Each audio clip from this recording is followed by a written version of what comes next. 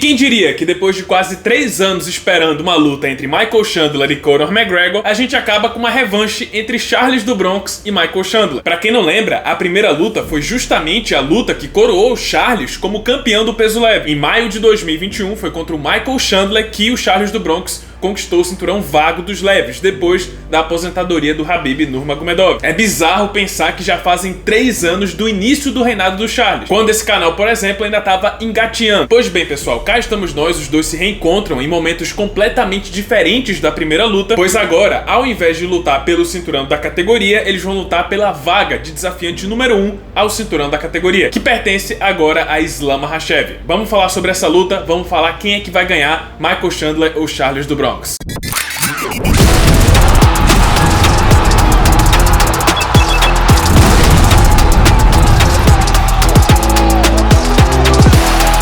Se tem uma coisa que marcou bastante o auge do Charles do Bronx, eu digo auge, o período que ele foi campeão e defendeu seu cinturão, era aquele fato curioso que era praticamente uma tradição. O Charles do Bronx precisava levar um ou mais knockdowns no primeiro round para depois voltar por cima e vencer a luta. E foi o que aconteceu na primeira luta entre ele e Chandler. Pra quem não lembra, o Chandler venceu com clareza o primeiro round. Começou golpeando o Charles por cima, o brasileiro sentiu os golpes e imediatamente entrou em queda, e aí tentou passar a guarda, pegou as costas, tentou finalizar o Chandler no chão, mas o americano, que é muito forte, tem uma força física descomunal, lembra até de uma luta contra o Dustin Poirier, que ele fez um pistol squat, fez praticamente um agachamento com uma perna só, carregando o Poirier no ombro. Com essa força física fora do normal, fora do padrão da categoria, ele conseguiu sair da luta agarrada contra o Charles. Não só saiu do chão, mas saiu das costas. O Charles estava nas costas dele e o Chandler conseguiu sair. E uma vez que a luta voltou para trocação, o Chandler continuou aquela pressão, fez o Charles recuar e assim ele conectou o golpe que aplicou o primeiro knockdown na luta. Charles passou maus bocados, quase foi nocauteado no primeiro round. Só que o interessante é que quando esse momento aconteceu, foi justamente numa época onde muitos lutadores duvidavam da capacidade do Charles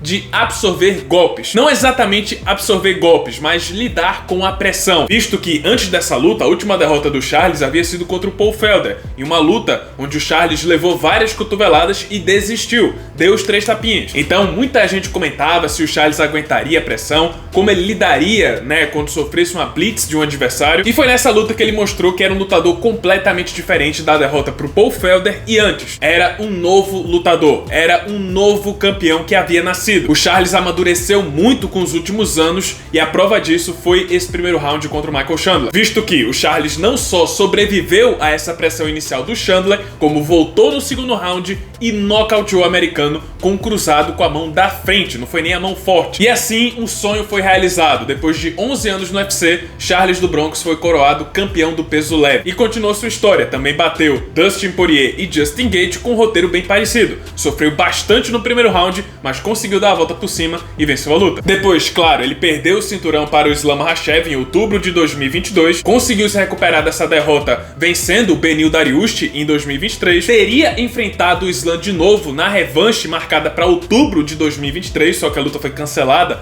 devido a um corte no supercílio do Charles, e aí ele se viu mais uma vez em uma eliminatória para disputar o cinturão e acabou perdendo por um fio de cabelo para Arman Tsarukyan, que agora vai enfrentar o russo. Nesse meio tempo, Michael Chandler teve uma história um tanto mais conturbada. Logo depois da derrota para o Charles, ele fez a luta do ano contra o Justin Gaethje, acabou perdendo por decisão, só que na sequência ele se recuperou aplicando o nocaute do ano contra o Tony Ferguson, que foi aquele chute frontal brutal que ele aplicou no El Cucuy, mas na sequência sofreu outra derrota para Dustin Poirier, na melhor luta da noite naquele evento. Depois dessa última luta, aí que começou a complicação, porque casaram, ou melhor, tentaram casar uma luta entre Conor McGregor e Michael Chandler, só que como a gente veio a descobrir, não seria tão simples assim. Primeiro porque na época que anunciaram a luta, que também anunciaram junto com uma temporada do TUF, Conor McGregor ainda não havia sido testado pela USADA, ele ainda estava fora dos exames antidoping porque estava se recuperando daquela lesão na perna. Então gravaram a temporada do TUF pra nada. Porque mesmo com a gravação da temporada, o McGregor não podia lutar enquanto não fosse testado pela USADA. Além disso, o cara tava gravando um filme com Jake Gyllenhaal. E aí, passado esse problema da USADA, passado esse problema do filme, finalmente o McGregor voltou a ser testado, terminou as gravações, tava pronto pra enfrentar o Michael Chandler. A luta foi marcada 2 anos depois de terem anunciado essa luta, só que pra infelicidade do Chandler,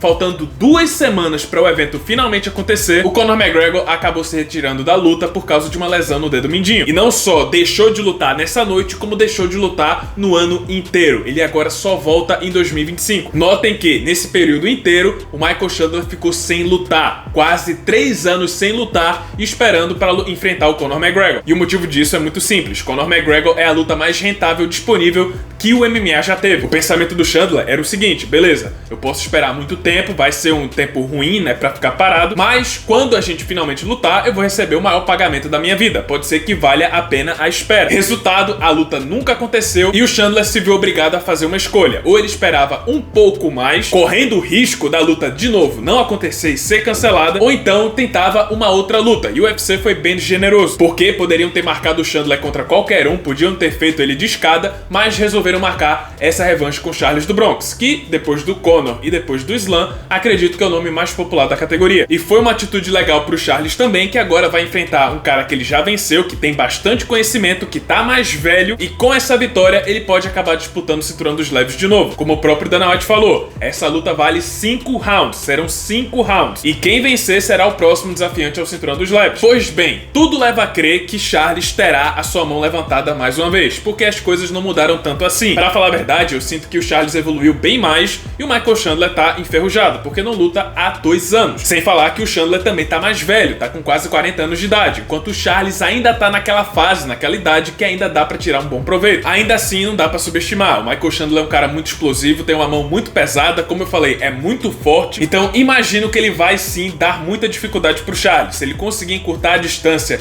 e forçar o Charles a recuar, ele pode acabar encaixando a mão de novo e derrubando o brasileiro. Ainda assim, eu acho que o Charles é muito mais inteligente, tem muito mais armas e evoluiu bem mais do que o americano. A grande questão pra mim nessa luta é que Michael Chandler vai aparecer, porque em entrevistas ele tem prometido que será um novo lutador, cara que vai usar mais a inteligência, que não vai partir pra cima procurando uma guerra. E se for esse o caso, pode ser uma luta muito mais difícil pro Charles do que na primeira vez, porque a gente viu o que o Arman Tsarukyan fez, botou o Charles pra baixo, ficou travando, pontuando e assim conseguiu a vitória por decisão. E digo pra vocês, se o Chandler fizer a mesma estratégia que o Arman Tsarukyan fez, ele tem sim grandes chances de vencer o Charles do Bronx. Ainda assim, acredito mais no brasileiro, acho que ele tem mais armas, acho que ele sabe utilizar melhor as armas que tem, e assim eu prevejo um desfecho bem parecido com o da primeira luta. Meu palpite então é exatamente o mesmo que eu fiz há 3 anos atrás aqui no canal: nocaute de Charles do Bronx no segundo round. E pra você que vai apostar no UFC desse sábado, eu tenho uma novidade pra você. A Stake tá com uma promoção imperdível pro UFC 309. Se as 2 lutas principais, Jon Jones e Stipe Miocic, Charles do Bronx e Michael Chandler, terminarem no primeiro round, você ganha o dobro da aposta nessas 2 lutas. Então, por exemplo, apostei no Jon Jones e apostei no Charles. Se o Jon Jones vencer no primeiro round, você ganha o dobro